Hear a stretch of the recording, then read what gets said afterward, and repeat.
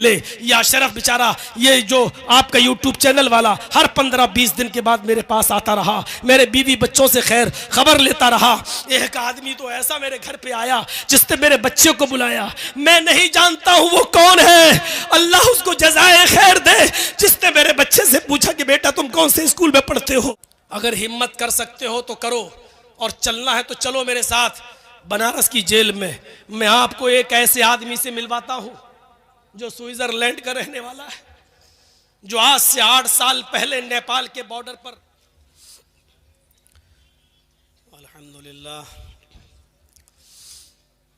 नहमदुहु व नस्तईनुहु व नस्तगफिरुहु व नऊज़ु बिल्लाहि मिन शुरूरि अनफुसिना व मिन सय्यिआति अमालिना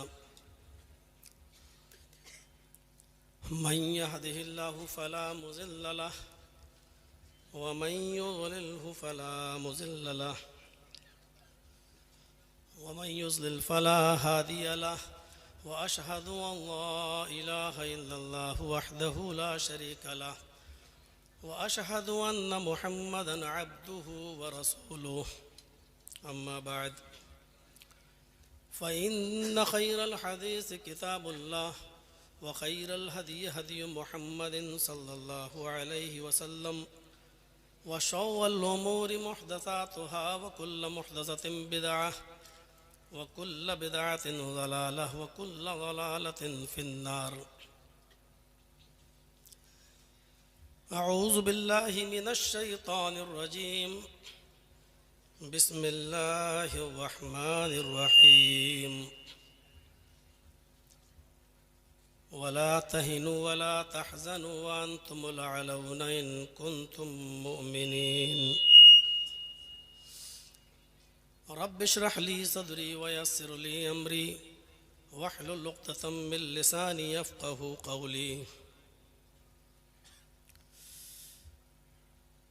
स्टेज पर तशरीफ़ फरमा मुअक्कर उलमाए किराम, ललमटिया नीमा और उसके अतराफ़ व अकनाफ से तशरीफ़ लाए हुए मुअज़्ज़ज़ सामीन हज़रात, आपको ये बखूबी इल्म है कि मैं कहाँ था और किस जगह से मैं निकला हूँ। 6 महीने के बाद ये मेरा पहला प्रोग्राम यहाँ हो रहा है। मैं बहुत थोड़ी सी देर आज आपके सामने रहूँगा क्योंकि मुझे मालूम है कि 1 महीना 1.5 महीना रुकने के बाद जब मैं कोई पहली स्पीच देता हूँ तो 15 या 20 मिनट में मेरा गला बैठ जाता है। ये एक आदत है, मुश्किल से 15-20 मिनट में गला बैठना ही बैठना है पहली तकरीर में, और कल से ये फिर ठीक हो जाएगा। ये आज तक कोई डॉक्टर इस मर्ज़ को पकड़ ही नहीं पाया कि क्या बात है। वो छुरी होती है जिसको जितना तेज़ करते रहो तो चलती रहती है, और जब कुंद हो जाती है तो फिर उसको, मैंने ये जुमे का खुतबा भी कहीं नहीं दिया, जानबूझकर कहीं नहीं दिया। मैं निकल तो गया था लेकिन जानबूझकर मैंने जुमे का खुतबा कहीं नहीं दिया क्योंकि इतनी भीड़ हो रही थी। जिस जगह पर भी खुतबे का ऐलान अगर सुन लिया जाता तो जगह नहीं मिलती। मेरे साथियों, ये पहला प्रोग्राम है हमारा, पहला। और इसके बाद फिर हमारे कर्नाटक के अहबाब बैठे, इनको मालूम ही है कि फिर हमें कर्नाटक भी जाना है। 19 तारीख को उधर भी प्रोग्राम है, और रमज़ान तक हम एहतियात बरत रहे हैं। कुछ फॉर्मेलिटी होती है हाई कोर्ट की जिसको पूरा करना पड़ता है, उसमें अभी हम लगे हुए हैं। तो मेरे भाइयों, बुरा मत मानिएगा, जितना वक्त होगा हम देंगे। हर किसी को टाइम नहीं भी दे पाएंगे, हर आदमी बुरा ना माने। पहली बात यह है कि हम सबसे पहले उनको तरजीह देंगे। हर आदमी तारीख़ लेने ना आए मेरे पास, सबसे पहले मैं उनको तरजीह दूंगा जो झारखंड और बिहार और बंगाल से बेचारे हमारे पास गए। ऐसे ऐसे लोग हमारे पास गए मिलने के लिए कि जिनके पास होटल में खाना खाने को बाहर निकल के पैसा नहीं है, लेकिन मेरे लिए बेचारे वो सेब और केला लेके गए। लौट के आ रहे हैं तो पता चला उनके पास 1 भी रुपया नहीं है, वो घर कैसे जाएंगे? 1 भी रुपया नहीं है उनका। हाँ आया, वजू बनाओ, अल्लाह ने कहा नमाज पढ़ो, हम नमाज पढ़ने के लिए खड़े हो गए। नमाज से पहले वजू की शर्त है अगर वुजू नहीं तो नमाज भी नहीं। अल्लाह ने कहा कि हम तुम्हें हुकूमत देंगे, तुम्हें बुलंदी देंगे, तुम्हें सरदारी देंगे, इज्जत देंगे, लेकिन मेरी शर्त है इन कुंतुम मोमिनीन, अगर तुम मोमिन हो।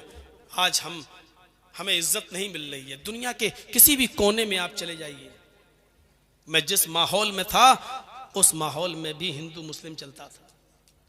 उस माहौल में भी था कि आपको ऊंची आवाज में मस्जिद के अंदर नमाज पढ़ाने की इजाजत नहीं होगी,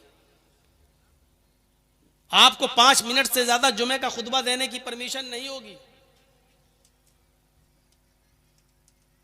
आज कहीं पर भी किसी भी तबके में जाइए और किसी भी आप ब्रांच और शोबे में चले जाइए, मुसलमान बाइज्जत नहीं है। सुरिबत अलैहिमुज़्ज़िल्लतु वल मस्कना, सबसे ज्यादा जलील, सबसे ज्यादा रुस्वा, सबसे ज्यादा ख्वार आज के इस दौर में मुसलमान है। सिर्फ हिंदुस्तान के अंदर ही नहीं, किसी भी मुल्क में चले जाइए आप, यहां तक कि अपने पड़ोसी मुल्क पाकिस्तान का हाल देख लीजिए। कटोरा लेकर भीख मांगने पर मजबूर हो गई है वहां की आवाम। इकोनॉमी बिल्कुल ढह चुकी है, उसकी लाइट खत्म हो चुकी है उस मुल्क की,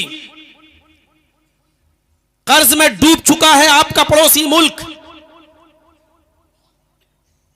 जहां ईमान खत्म होगा, हम हिंदुस्तान के अंदर महफूज हैं, हमारी मस्जिदें महफूज हैं। यहां होली और दिवाली और ईद अगर एक दिन पड़ जाए तो आराम के साथ आप रंग से बचते हुए मस्जिद में जा सकते हैं और हिंदू भाई भी आराम से अपना त्योहार बना सकता है। लेकिन आप अपने पड़ोसी मुल्क का हाल देखें तो वहां मस्जिदें महफूज नहीं है, नमाज की हालत में गोलियों से भून दिया जाता है, सजदे की हालत में गोलियों से भून दिया जाता है। मेरे प्यारे साथियों, दुनिया के किसी भी कोने में चले जाइए, इराक का हाल देख लीजिए आप, ईरान का हाल देख लीजिए आप, सीरिया का हाल देख लीजिए आप, फिलिस्तीन का हाल आप देख लीजिए। आप दुनिया के किसी भी मुल्क में, जो आप अपने मुल्क कहते हैं जिनको इस्लामी मुल्क, मुस्लिम ममालिक, आप उनका हाल देख लीजिए। भारत के मुसलमानों से बदतर जिंदगी गुजार रहे हैं। हम इनफरादी तौर पर सबसे मजबूत हैं, हम इज्तिमाई तौर पर भी सबसे मजबूत हैं। अगर दुनिया का सबसे अमीर कोई इंसान है दुनिया का, तो वो एक मुसलमान है। और दुनिया का सबसे अमीर मुल्क अगर कोई है तो वो कुवैत, जिसकी करेंसी सबसे हाई फाई। हम इज्तिमाई तौर पर भी मजबूत हैं, इनफरादी तौर पर भी मजबूत हैं, लेकिन अफसोस ये है कि इसके बावजूद सबसे ज्यादा जलील, सबसे ज्यादा रुस्वा, सबसे ज्यादा बदनाम और सबसे ज्यादा बेबस, सबसे ज्यादा कमजोर अगर तुम्हें दुनिया में कोई नजर आएगा और हिंदुस्तान में कोई नजर आएगा तो वो मुसलमान नजर आएगा। वला तहिनु वला तहज़नु व अंतुमुल अलौना इन कुंतुम मुमिनीन, तुम गम न करो, तुम मायूस न हो जाओ, तुम परेशान न हो। मोमिनो, हम तुम्ही को इज्जत देंगे, तुम ही बुलंद रहोगे, तुम ही साहिब इज्जत रहोगे, कदम कामयाबी तुम्हारे कदम चूमेगी। इन कुंतुम मुमिनीन, शर्त यह है कि तुम पहले मोमिन बन जाओ। अल्लाह ने ईमान की शर्त लगाई है, पहले तुम मोमिन बन जाओ। ईमान एक मुआहिदा है और अमल स्वालिह नतीजा है। आपसे एक मालिक और मजदूर होता है ना, मालिक जैसे मोबाइल में सिम और सिम के लिए मोबाइल, ये दोनों लाजिम और मलजूम है। आपके पास मोबाइल है लेकिन सिम नहीं तो बेकार है, आपके पास सिम है लेकिन मोबाइल नहीं तो बेकार है। आपके पास ईमान है लेकिन अमले स्वाले नहीं बेकार है, आपके पास अमले स्वाले है लेकिन ईमान नहीं बेकार है। अमले स्वाले हम क्या करेंगे, हमसे अच्छे अच्छे अमले स्वाले गैर मुस्लिम लोग करते हैं। आप चले जाइए बम्बई के टाटा हॉस्पिटल में लाइन लगी होगी, गैर मुस्लिमों की मदद लेकर घूम रहे हैं। कैंसर मरीजों के लिए कोई एक ट्रक सेब ला रहा है, कोई एक ट्रक ऑरेंज ला रहा है, कोई 2 लाख 4 लाख रुपए का चेक लिए खड़ा है, लीजिए साहब आप गरीब हैं तो हमसे ले लीजिए। कोई खाना लेके आ रहा है, कोई पूरा व्हील चेयर मरीजों को दे रहा है अपने पास से, कोई मरीजों का पूरा इलाज का ठेका ले रहा है अपने पास से। कितना अच्छा काम कर रहे हैं ये लोग। अभी मई और जून की गर्मी में ट्रेनों में देखिएगा आप, जहां आपकी गाड़ी रुकेगी लोग ठंडा पानी लेकर आपकी बोतलों में भरना शुरू कर देंगे। कितना अच्छा काम कर रहे हैं प्यासों को पानी पिलाने का। अमले स्वाले तो है लेकिन उनके पास ईमान नहीं है, इसलिए बेकार। हमारे पास ईमान है लेकिन अमले स्वाले नहीं, बेकार। दोनों चीजें जरूरी हैं। सूरह असर पढ़िए, अल्लाह रब्बुल आलमीन ने कामयाब मोमिन की जो शर्त बताई है उसमें यह भी रखी है, वल असर, जमाने की कसम, इन्नल इंसान लफी खुस्र, रुए जमीन पर जितने भी इंसानों को तुम देख रहे हो सरतापा सब नुकसान के अंदर डूबे हुए हैं, सब नुकसान ही नुकसान में है। कौन लोग नुकसान में नहीं है उनको अलग कर दिया, मुस्तस्ना कर दिया। इल्लल्लज़ीना आमनू व अमिलुस्सालिहात, जो लोग ईमान लाए और जिन्होंने नेक अमल किए, जो ईमान लाए और जिन्होंने अमल सालेह किए, ये नुकसान के अंदर नहीं है। व तवासौ बिल हक़्क़ि व तवासौ बिस सब्र, ये दूसरी तरफ इल्लल्लज़ीना आमनू व अमिलुस्सालिहात, ईमान और अमल सालेह ये दोनों जरूरी है। ईमान एक मुआहिदा है, अमल सालेह उसका नतीजा है। अगर आपने अमले स्वाले नहीं किए तो अल्लाह ने जो शर्तें रखी हैं जन्नत में जाने की, ये करो तो हम तुम्हें जन्नत में दाखिल कर देंगे जिसके नीचे दूध की नहरें बह रही होंगी, शहद की नहरें बह रही होंगी, ये तमाम चीजें अमले स्वाले के नतीजे के अंदर हैं। ईमान और अमले स्वाले दोनों चीजें हमारे अंदर होनी चाहिए। दोनों, ईमान से हमारा बुनियादी रिश्ता होना चाहिए। बुनियाद जितनी मजबूत होगी इमारत उतनी मजबूत होगी। आपने पतंग को देखा है, उड़ती है, और एक पतंग उड़ाने वाला डोर को ढील देता रहता है, पतंग ऊंचाई पर उड़ती है। आपने कभी गौर किया है कि वो पतंग आसमान की बुलंदियों पर कैसे टिकी हुई है? उसको कौन सी चीज रोके हुए है? वो पतंग ऊपर जा रही है, आप ढील देते जा रहे हैं डोर, और वो बढ़ती और ऊंचाई पे जाती चली जा रही है। उसको हवा में कौन सी चीज रोके है? उसको बुलंदी पर पहुंचाने वाली कौन सी चीज है? और कभी आपने फिर गौर किया होगा, थोड़ी देर के बाद उस पतंग के पास उड़ते हुए दूसरी पतंग आती है और दोनों पतंग में पेच लड़ते हैं और एक पतंग दूसरे पतंग की डोर को काट देती है। फिर आपने देखा होगा कि जो दूसरी पतंग कट के जमीन पर गिरती है, जिसकी डोर कट जाती है, वो पतंग हिचकोले खाते हुए, वो पतंग जंपिंग करते हुए, कोला मंडियां खाते हुए वो पतंग नीचे आती है। और फिर उसका अंजाम क्या होता है? जमीन पर खड़े चंद लड़के उस पतंग पर झपट पड़ते हैं और उसको नोच देते हैं, फाड़ देते हैं। वो पतंग जो अभी बुलंदी पर थी, वो पतंग जिसका अभी हम कुछ नहीं कर पा रहे थे, वो पतंग जो अभी तक हमारी आंख का तारा बनी हुई थी, वो पतंग जिसको हम सर उठाकर इज्जत की नजरों से देख रहे थे, उसकी ऊंचाई और उसकी तरक्की पर फख्र कर रहे थे, लेकिन थोड़ी देर के बाद उस पतंग ने अपनी बुनियाद से, अपनी डोर से उस रिश्ते को खत्म किया। तो उसका अंजाम क्या हुआ? हिचकोले खाते हुए, कोला मंडियां खाते हुए वो पतंग नीचे की तरफ आई। क्यों? ये पतंग डोर से बंधी हुई है, ये मैसेज दे रही है, ये पैगाम दे रही है कि आए ईमान वालों, हम अपनी बुनियाद से जब तक जुड़े थे, बुलंदियों पर थे, हमारा रिश्ता अपनी बुनियाद से जब तक जुड़ा हुआ था, दुनिया की कोई ताकत मेरा कुछ नहीं कर पा रही थी। तुम नीचे देखकर हमें, हमारी तरफ देखकर अपनी आंखें ठंडी कर रहे थे और फख्र के साथ कह रहे थे ये पतंग कितनी ऊंचाई पर है, कितनी तरक्की की हुई है। तुम भी हमारा कुछ नहीं कर पा रहे थे, लेकिन जब हमने अपनी डोर से रिश्ता तोड़ लिया है, अपनी बुनियाद से रिश्ता खत्म कर लिया है, जब हमने अपनी डोर से, अपनी बुनियाद से रिश्ते को मुनक़ता कर लिया है, तो अब हमारा अंजाम बुलंदी पर पहुंचना नहीं है, तरक्की पर पहुंचना नहीं है, क्योंकि हमने अपनी बुनियाद से अपना नाता तोड़ लिया है। जैसे ही उस डोर को काटा गया, उस डोर ने अपना रिश्ता मुनक़ता किया उस पतंग से, पतंग ने डोर से जैसे मुनक़ता किया, पतंग बुलंदी पर नहीं जाती है, आसमान की ऊंचाइयों पर नहीं जाती है, हिचकोले खाते हुए जमीन की ऊपर आती है और जमीन की ऊपर बैठे हुए या खड़े होने वाले चंद लड़के उस पतंग पर टूट पड़ते हैं। मुसलमानों, हमारी बुनियाद है ईमान।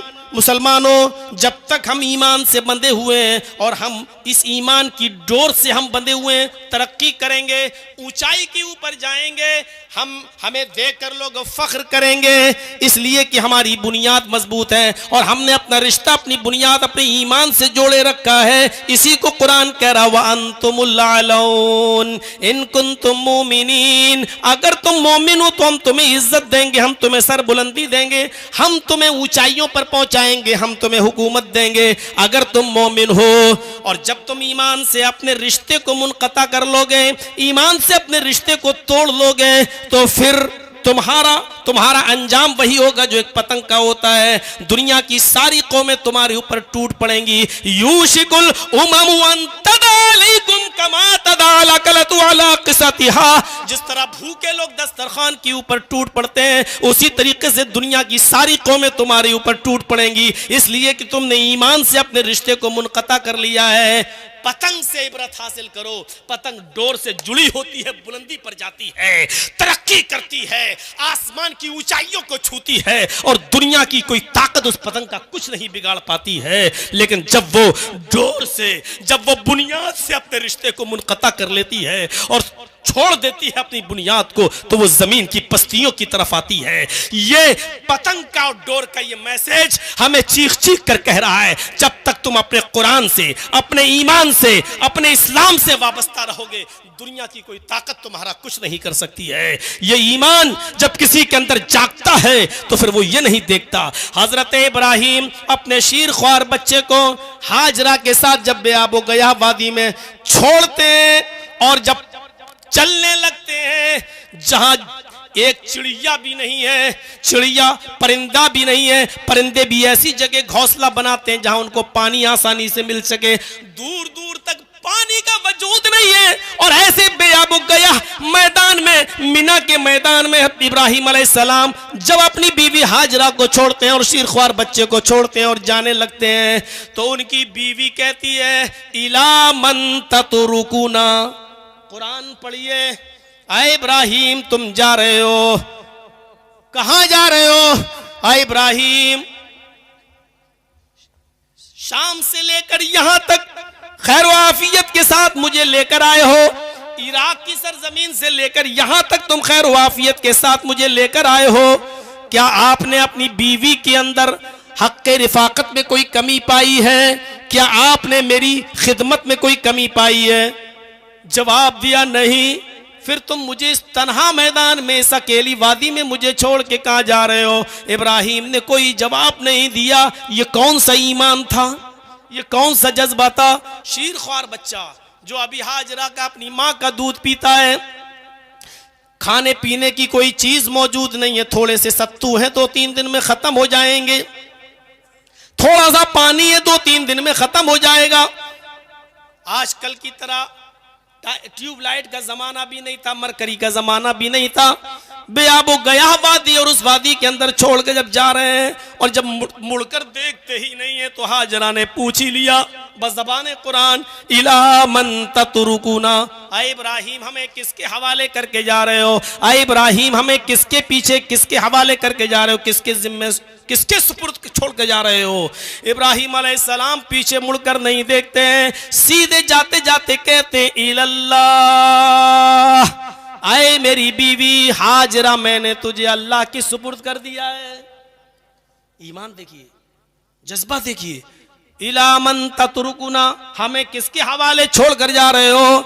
पीछे पलट कर नहीं देखते कि पीछे पलटूंगा बीवी का चेहरा दिखेगा, मोहब्बत जोश में आ जाएगी। पीछे पलट कर देखूंगा तो मेरा बेटा छोटा शीरख्वार बच्चा जो 99 साल दुआओं के बाद अल्लाह रब्बुल आलमीन ने मेरी फरियाद सुनी है, बहुत गिड़गिड़ाने के बाद रब्बे हबली मिनस सालिहीन का वजीफा पढ़ने के बाद अल्लाह रब्बुल आलमीन ने बुढ़ापे में मुझे एक सहारा दिया है।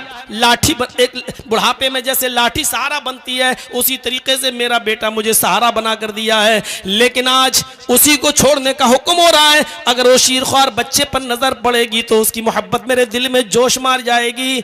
नहीं, पीछे पलट कर देखते हैं, चले चले जा रहे हैं। जवाब क्या देते हैं?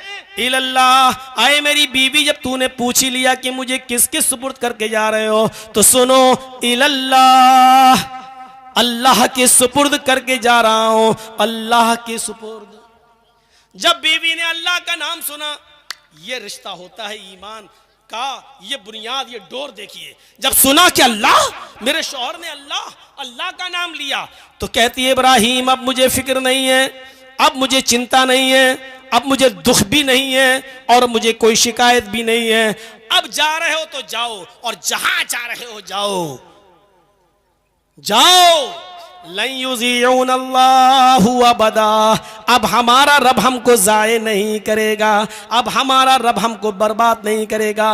आपने मुझे ऐसी हस्ती के सुपुर्द कर दिया है, उस जात के सुपुर्द कर दिया है कि अब हमारा रब हमको कभी ज़ाये नहीं होने देगा, हमारा रब कभी हमको अब बर्बाद नहीं होने देगा। इब्राहिम अपने रास्ते चले गए, हाजरा वहीं रहीं, और जब बीवी और बच्चा आंखों से ओझल हो गया तब जाकर कहा रब्बी इन्नी अस्कंतु मिन ज़ुर्रियती बिवादिन गैरि ज़ी ज़रअ इंद बैतिकल मुहर्रम। ऐ अल्लाह, मैंने अपने फैमिली को, अपने बीवी बच्चों को, अपनी ज़ुर्रियत को, अपनी आलो औलाद को तेरे मोहतरम घर के पास मैंने छोड़ा है। ऐ अल्लाह, तू हमारे अहल की हिफाजत फरमाना। ज़रा गौर करो मेरे प्यारे साथियों, ये ईमान का जज्बा था। आज के इस दौर में गौर कीजिए, कोई अकेले, और वो भी बियाबान जंगल में, और वो भी शौहर कोई सही रीजन नहीं बता रहा और चला चला जा रहा है। सोचिए, तसव्वुर कीजिए, एक औरत कह सकती है आपकी अपनी बीवी आपके साथ यहां से अकेले भागलपुर तक नहीं जा सकती, आपके साथ जा सकती है, अकेले नहीं जा सकती हो। सिर्फ तसव्वुर कीजिए, उस बियाबान जंगल में हजरत हाजरा अकेले रही, सत्तू खत्म, पानी खत्म,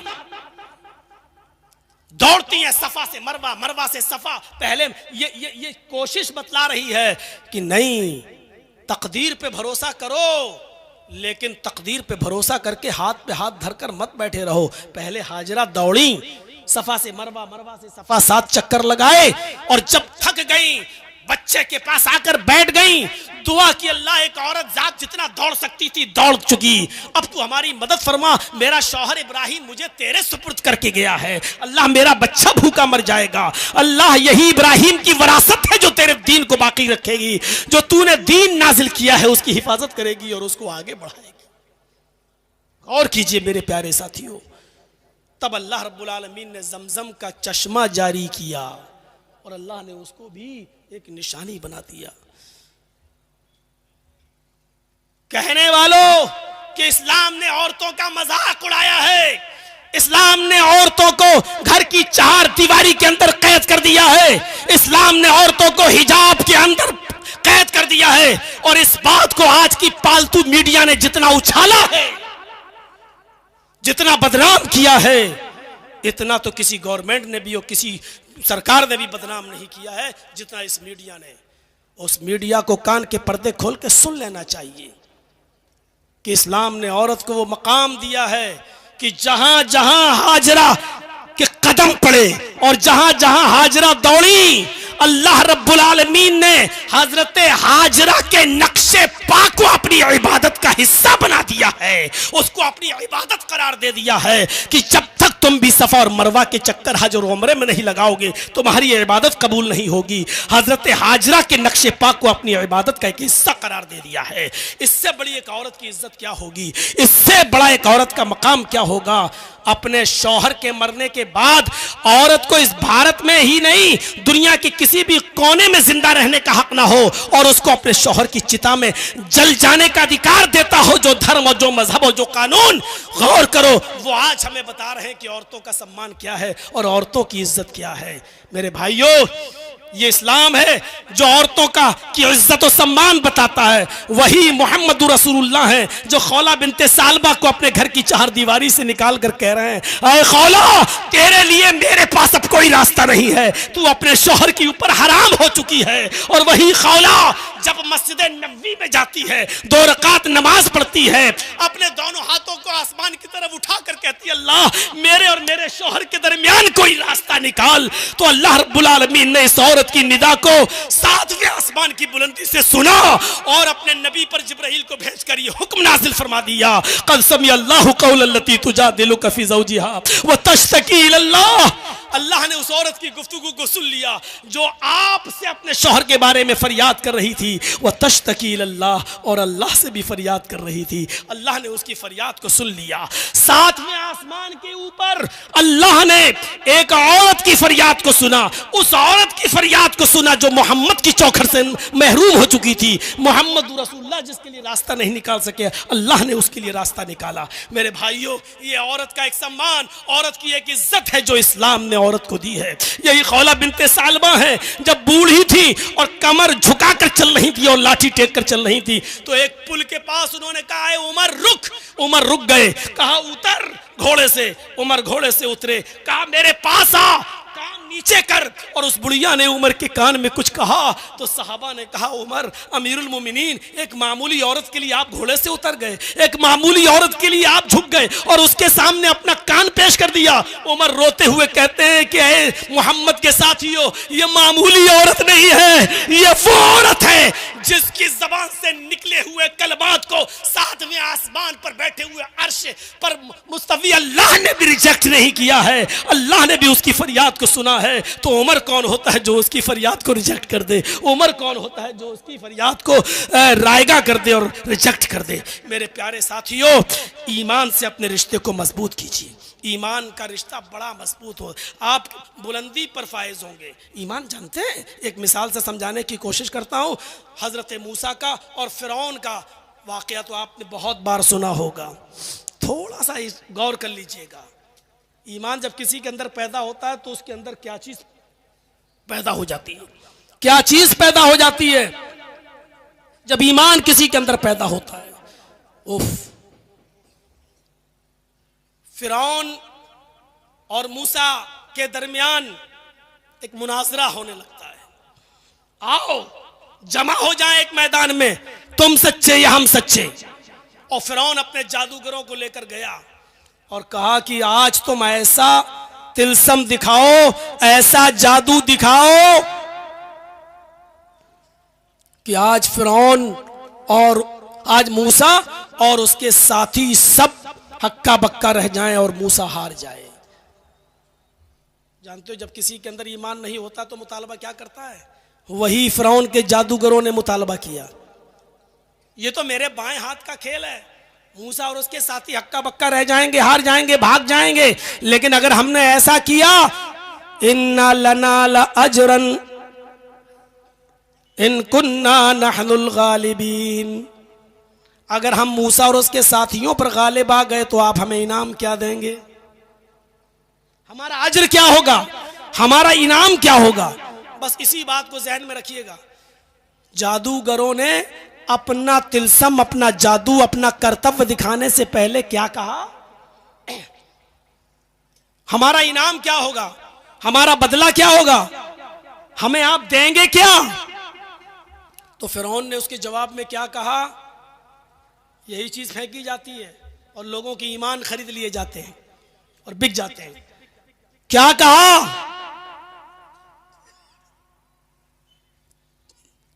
अगर तुमने मूसा और उसके साथियों को हरा दिया, भगा दिया,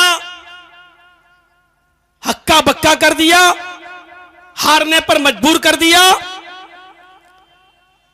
तो तुम मेरे मुकर्रब हो जाओगे, मेरे वजीर बन जाओगे,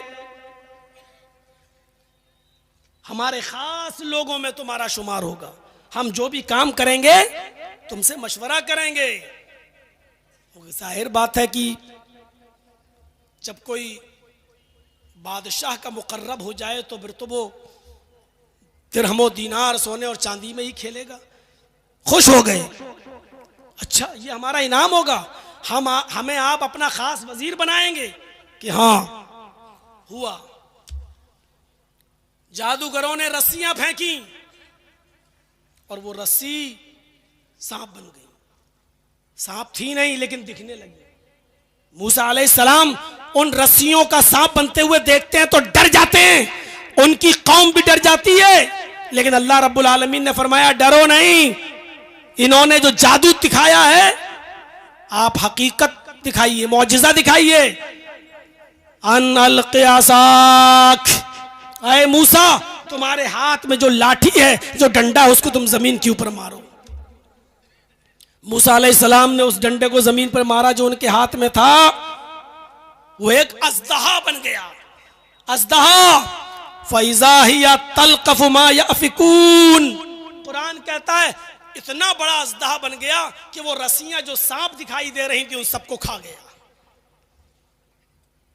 जादूगर समझ गए हमने जो दिखाया है वो जादू है, और मूसा ने जो दिखाया है वो जादू नहीं है, वो खुदाई मौजिज़ा है, अल्लाह की तरफ से है।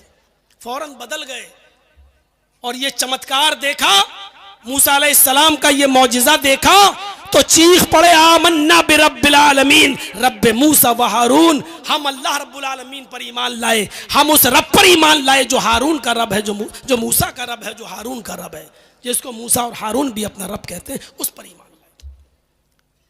अब चीज समझ लीजिएगा, फिरौन ने कहा अच्छा बदल गए, हमने इजाजत भी नहीं दी और तुम ईमान ले आए, जिस चीज को हम खत्म करना चाहते थे उसी चीज पर तुम ईमान लाए, जिनको हमने हराने के लिए यहां बुलाया था तुम उन्हीं के ऊपर और उनके रब के ऊपर ईमान ले आए। इन्न हाज़ा लमकरुन, ये तो साजिश है, पहले से प्लानिंग है, तुमने इस दारुस सल्तनत के अंदर एक पहले से प्लानिंग कर रखी थी, बहुत जल्दी इसके अंजाम को जान लोगे।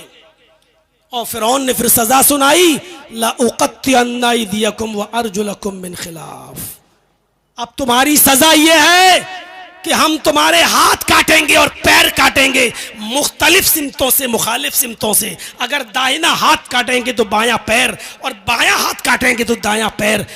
सिर्फ ये हाथ पैर काट के छोड़ नहीं देंगे, नहीं छोड़ेंगे नहीं, तुम लउसल्लिबन्नकुम अजमईन, सूली पर चढ़ा देंगे। उसके बाद कितनी दर्दनाक सजा, कितनी दर्दनाक सजा। जब आदमी सजा को सुनता है तो बड़े बड़े लोगों के गुर्दे उस वक्त पानी हो जाते हैं, और इसकी जीती जागती तस्वीर हम भी हैं। जब कटघरे के अंदर हमको 10 साल की सजा सुनाई गई तो थोड़ी देर के लिए हम भी भौचक्का रह गए हैं, ये क्या हुआ। और जब अंदर गए तो सबसे कम सजा मेरी ही थी। जब मैंने और लोगों से पूछा भाई तुम कब से हो, बड़ी आसानी से कहता अभी तो मौलाना मुझे 13 ही साल हुए हैं। एक से पूछा, कहता कि 22 हो चुके, 23वीं में लगा हुआ हूं। बोला तुम्हें कितनी सजा हुई, मैंने कहा 10 साल। बोला भाग, हंसते हुए काट लेगा तू क्या टेंशन लेता है। इस तरीके की बात है, गौर कीजिए। तो वहां जाके हिम्मत बढ़ी है? हम तो सोच रहे थे 10 साल बहुत ज्यादा, वो कह रहा मैं 13 साल से हूं, वो कह रहा है कि मैं 17 साल से हूं, वो कह रहा मैं 22 साल से हूं। मेरे तो होश उड़ गए और वो हंस रहे हैं। कत्ल करके आए, मर्डर में आए, जिसमें आए, हमें जेल में आज तक कोई ऐसा आदमी नहीं मिला जिसने ये कहा हो कि मैं हकीकत में कत्ल करके आया हूं। 1800 बंदी थे मेरे साथ, किसी एक ने भी ये नहीं कहा कि मैंने हकीकत में कत्ल किया है। सब कह रहे हैं मुझे फंसाया गया, मुझे फंसाया गया। जब आपस में बातें होती थी, बातें सुनता था, कुछ लोगों को तो लगता था वाकई में इनके साथ तो साजिश हुई। एक ऐसा आदमी बेचारा अंधा हमारा दोस्त बन गया, हमारे साथ चाय वाय पीता था, दोनों आंखों से अंधा। उसको लोग सहारा दे के उठाते थे, लेटरीन में लेके जाते थे, लेटरीन से उसको निकालते थे। मैंने उससे पूछा ये कितने साल से है, कहा इसको 7वां साल चल रहा है। मैंने कहा ये किस में आया, कहा कत्ल में। बताइए कत्ल किया होगा। अब समझ में आया कि कानून की आंख में पट्टी क्यों बंधी होती है। ये कत्ल में, कत्ल करके भाग भी नहीं पाया होगा। जिस आदमी को लेटरीन में ले जाने के लिए एक आदमी लगा हो, उससे निकालने के लिए एक आदमी लगा हो, उसको भंडारे से खाना लेने के लिए एक आदमी लगा हो, वो आदमी किस में आया, कत्ल के जुर्म में। अंधा भी उसको देखकर कह देगा, थोड़ी सी अकल रखने वाला भी ये बेचारा फंसाया गया है। इतना साफ सुथरा आदमी भी बेचारा जेल की सलाखों में है, और वहां का जेलर कह रहा है हम तो सिर्फ कानून को मानते हैं साहब, इसका वारंट आया हमने रख लिया, इसकी रिहाई का ऑर्डर ले आओ, हम 1 मिनट में छोड़ देंगे इसको, हम तो सिर्फ रक्षा करते हैं। गौर कीजिए, तस्लीम नहीं कर सकते आप।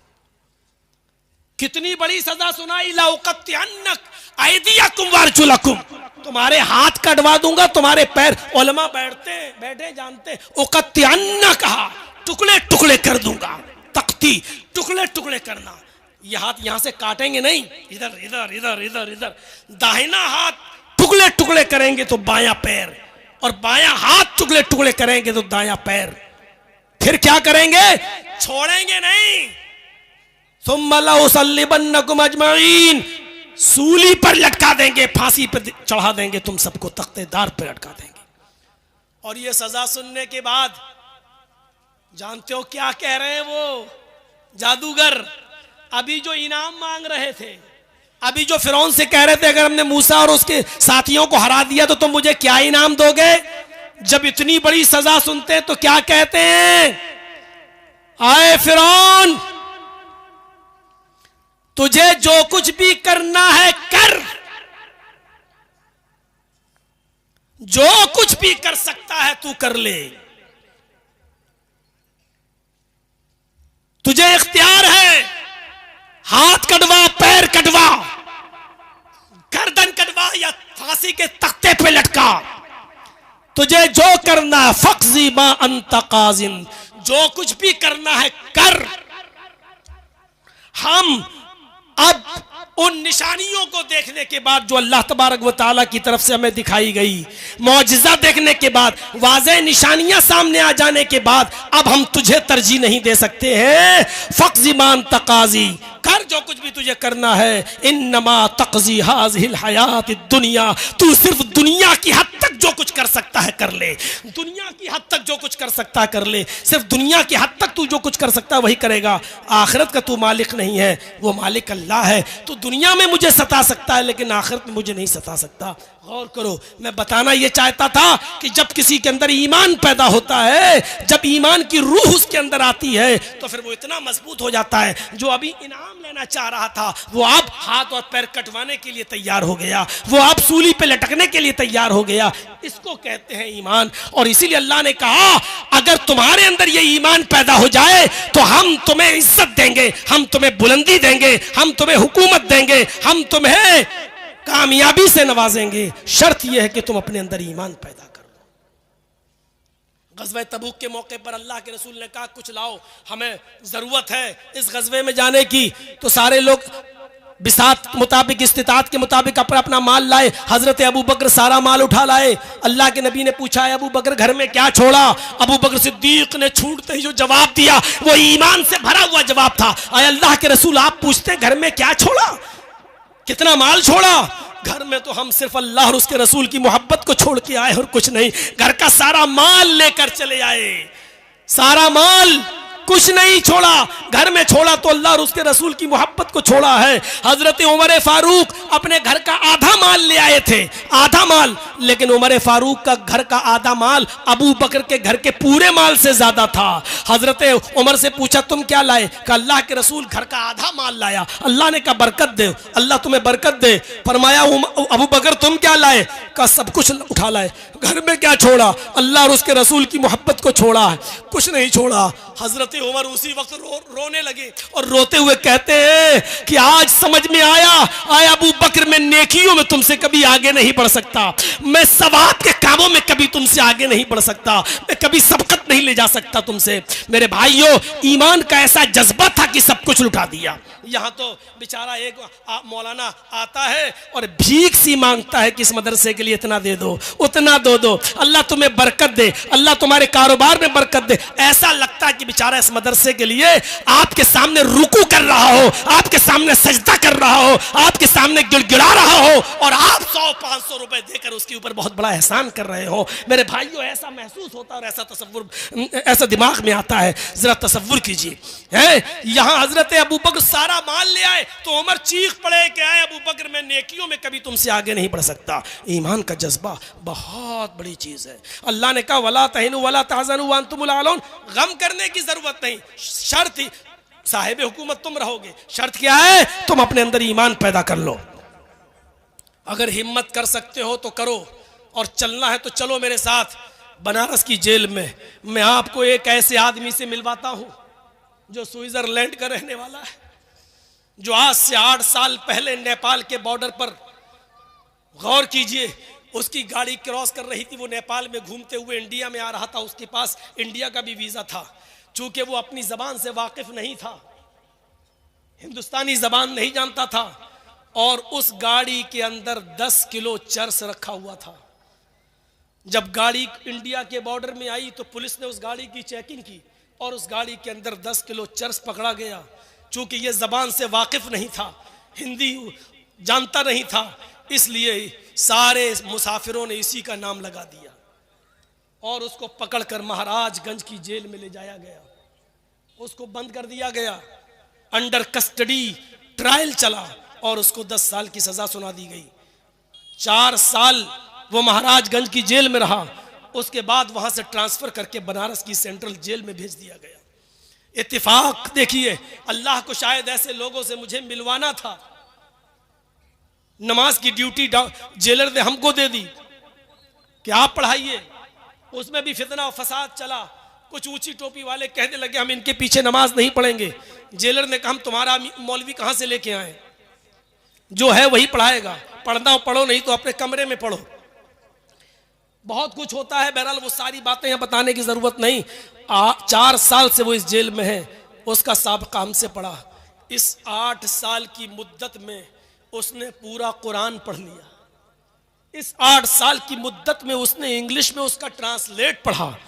इस 8 साल की मुद्दत में उसने हर जुमरात और सोमवार का रोजा रखना शुरू किया। वो आदमी इतना मजबूत ईमान वाला, मैंने हिंदुस्तान के अंदर, पूरे इंडिया के अंदर इतनी जगहों पर मैंने घूमा है, मैंने ऐसा मजबूत ईमान नहीं देखा।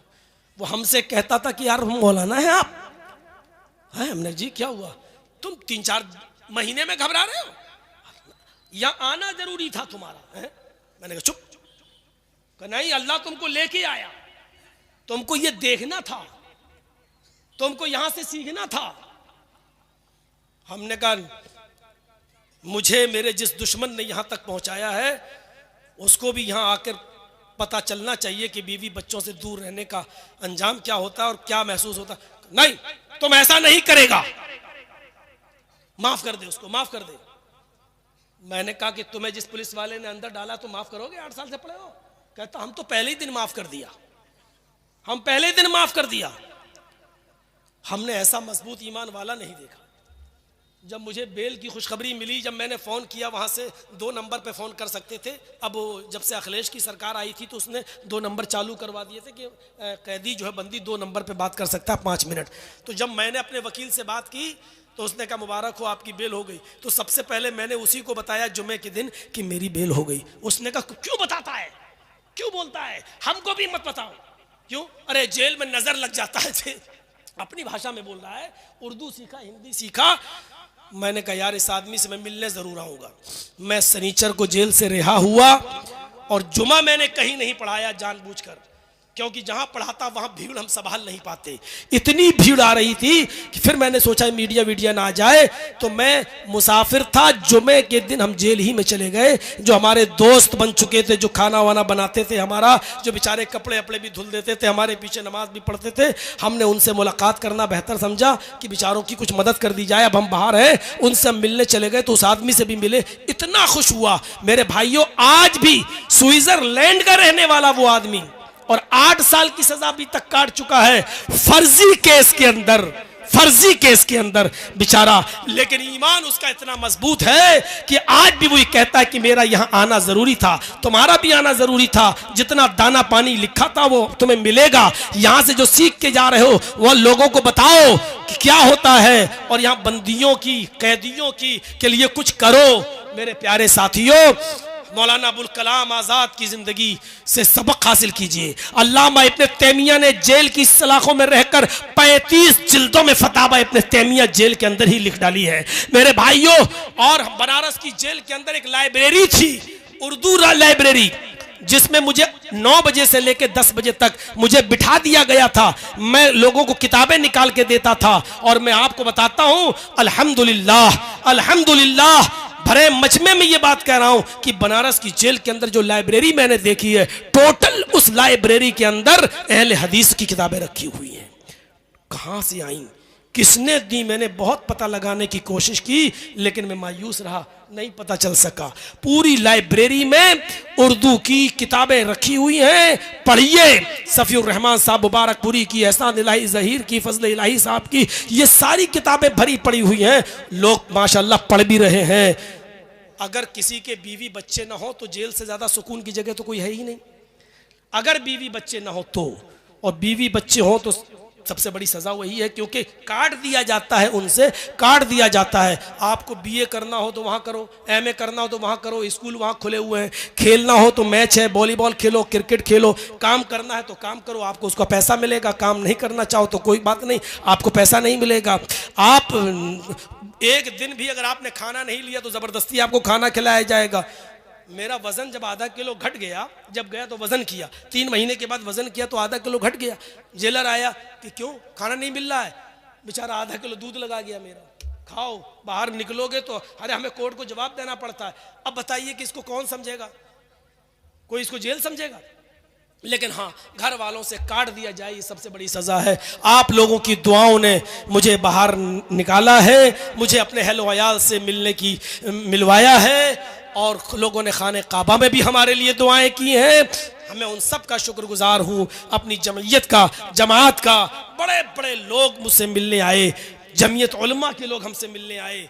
डॉक्टर नोहरा शेख जो हैदराबाद की हैं, उन्होंने 3 वकील अपने सुप्रीम कोर्ट के हमारे पास भेजा और कहा कि सिर्फ दस्तखत कर दीजिए, 1 लाख से लेकर 50 लाख तक का खर्चा मैं आपका उठाऊंगी, कुछ नहीं। लेकिन मैंने सोचा इतना बड़ा मामला नहीं है मेरा, मैंने कहा नहीं, फिर देखा जाएगा जब ज़रूरत पड़ेगी। अल्लाह रब्बुल आलमीन से मैं दुआ करता हूँ इन तमाम लोगों का, जो लोग हमारे साथ, हमारे दुख दर्द में साथ रहे, हमसे मिलने आए, उन्होंने हमारे हौसले बढ़ाए। हमारी गैर मौजूदगी में हमारे वालिदैन को जो बुढ़ापे की दहलीज पर हैं, और जब मैंने उनको जेल के अंदर हमसे मिलने के लिए आए और उनके लड़खड़ाते हुए पैरों को जब मैंने देखा तो उस वक्त पहली मर्तबा मैं रोया और यही दुआ करता था कि अल्लाह मुझे ऐसा दिन न दिखाना कि मेरे बाप को उधर कुछ हो जाए और मैं जेल की सलाखों में रहूं। मुझे सबसे ज्यादा टेंशन मेरे वालिद मोहतरम की थी, जो 75 साल की उम्र में लड़खड़ाते हुए पैर से 2 लोगों के सहारे के जरिए आए। मेरी जबान से उस वक्त थोड़ी देर के लिए बद्दुआ निकली उस दुश्मन के लिए जिसको आपकी सरजमीन ने भी हीरो बनाया है, जिसको अपनी गाड़ियों पे बिठा बिठा कर जिससे जलसे करवाए गए हैं, मैं नाम नहीं लूंगा, आपकी सरजमीन पर भी उसको हीरो बनाने की कोशिश की है। वही जमीयत का गद्दार है, वही जमात का दुश्मन है, और वही जमात अहले हदीस का सबसे बड़ा दुश्मन है, जो आज मेरे भाइयों अपनी जमीन और अपनी जायदादें बेचने तक में मजबूर हो गया है। लेकिन उसने ही मीडिया को बहकाकर और मीडिया को उछालकर, मेरी कटिंग दे देकर और मेरी वीडियोस दे देकर उसने उछलवाया और मुझे इस दहलीज तक पहुंचाया। पहली मर्तबा मेरी जबान से उसके लिए बद्दुआया जुमला निकला था। मेरे भाइयों, ये जायज था या नाजायज, ये मैं तन्हाई में सोचूंगा, लेकिन मेरे भाइयों, हमने अपने बूढ़े माँ बाप के उन कदमों को लड़खड़ाते हुए देखा तो बड़े से बड़ा गुर्दा वाला आदमी भी मेरे भाइयों इंसान था, मैं इंसान था, मेरी जबान से भी वो जुमले निकले। या शरफ बेचारा, ये जो आपका यूट्यूब चैनल वाला, हर 15-20 दिन के बाद मेरे पास आता रहा, मेरे बीवी बच्चों से खैर खबर लेता रहा। एक आदमी तो ऐसा मेरे घर पे आया जिसने मेरे बच्चे को बुलाया, मैं नहीं जानता हूं वो कौन है, अल्लाह उसको जज़ाए खैर दे, जिसने मेरे बच्चे से पूछा कि बेटा तुम कौन से स्कूल में पढ़ते हो, क्या तुम्हारा दूसरा भाई भी वहीं पढ़ता है, तुम बस से जाते हो। वो बेचारा स्कूल का एड्रेस लेकर गया और जाने के बाद वहाँ की मैडम से मिला और कहता है कि कब से फीस जमा नहीं हुई। उन्होंने कहा 4 महीने से। कहा कि पूरे साल की फीस कितनी हुई है? उन्होंने बताया 4.5 लाख रुपया फीस बनती है, बस की भी और दोनों बच्चों की पढ़ाई लिखाई की। उसने 4.5 लाख रुपए पूरे साल की फीस जमा कर दी और उसकी रसीद लाकर मेरे बच्चे को दे दिया कि जाओ अपनी अम्मी को दे देना। मेरा बेटा उसका मोबाइल नंबर पूछता रहा, उसका फोन नंबर जानने की कोशिश करता रहा, लेकिन उसने कुछ नहीं बताया और कहा जाकर कह देना कि बस हमने अल्लाह के लिए काम किया है, और वो चला गया। मेरे इस कैसेट और इस तकरीर के जरिए अगर उस तक मेरी खबर पहुंच जाए तो तुमने मेरी गैर मौजूदगी में मेरे लिए जो सहारा बने हो, अल्लाह तुम्हें तुम्हारे कारोबार में दिन दूनी और रात चौगनी तरक्की अता फरमाए, तुम्हारे दुख दर्द में तुम्हारा तुम्हारा साथ दे। और तुम अगर अपना नाम नहीं बताना चाहते तो मत बताओ, अल्लाह रब्बुल आलमीन इसका तुम्हें बेहतरीन बदला देगा। हमारी बीवी लखनऊ में अपने बच्चों के साथ अकेले, लेकिन मेरे बच्चे को नमक तक नहीं खरीदना पड़ा, मेरे बेटे को नमक तक नहीं खरीदना पड़ा। वहाँ की जमीयत और जमात ने पूरा साथ दिया।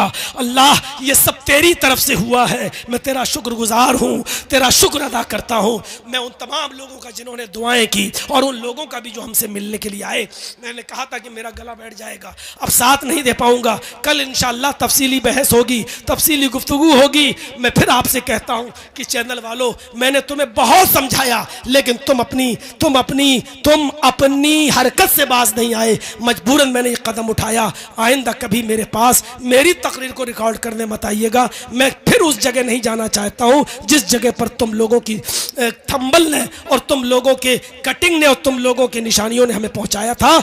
मैं मौजरत के साथ कहता हूं कि जो लोग भी मुझसे प्रोग्राम अपने यहाँ कराएंगे वो चैनल वालों को रोकेंगे, वरना मैं उनको प्रोग्राम नहीं दे पाऊंगा। बड़ी मौजरत के साथ अल्लाह से मैं दुआ करता हूं कि बार इलाह हमारी ख़ताओं को माफ़ फरमा दे, ईमान हमारे अंदर पैदा फरमा दे, और जो सरबुलंदी और इज़्ज़त का तूने वादा किया था बार इलाह, वो तू हमें अता फरमा। और जब तक तू हमें ज़िंदा रख, इस्लाम पर ज़िंदा रखना, जब खात्मा हो तो ईमान पर हमारा खात्मा फरमाना। वमा अलैना इल्लल बलागुल मुबीन व आखिरु दावाना अनिल हम्दुलिल्लाहि रब्बिल आलमीन।